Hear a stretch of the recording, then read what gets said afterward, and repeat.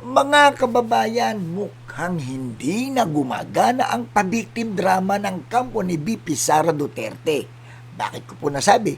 Kasi po, ayon po sa survey, 69% ng mga Pilipino gusto nang matuloy ang impeachment trial.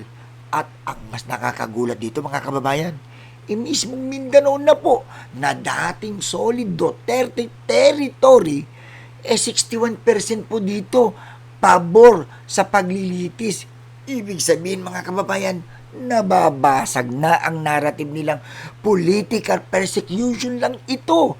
At ito pa ang matindi mga kababayan, sa 61 lawmakers mula po sa Mindanao, 8 ang bumoto kontra impeachment. Aray ko, ang sakit-sakit naman, bakit nagkaganon? Sariling baluarte, hindi na solid. Kung talagang inosente si BP Sara, mga kababayan ha, eto, real talk tayo. Bakit takot sa trial kasi? Bakit kailangang idaan sa drama, emotional speech at propaganda? Kasi sa impeachment po, hindi po uubra ang sigaw, galit at troll farms. Mga dokumento po ang sinusuri dito. Ebidensya ang inilalabas at katotohanan ang hinahanap.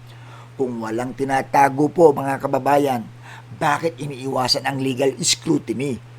Mukhang ang tunay na kinakatakutan ng kampo ni Inday Sara hindi ang oposisyon, kundi ang paglalabas ng buong katotohanan. Hindi na sapat ang apelyedong Duterte para takasan ang accountability. Kapag facts na po ang usapan, bagsak ang drama politics. Takot sa trial? Baka may bahong pilit itinatago.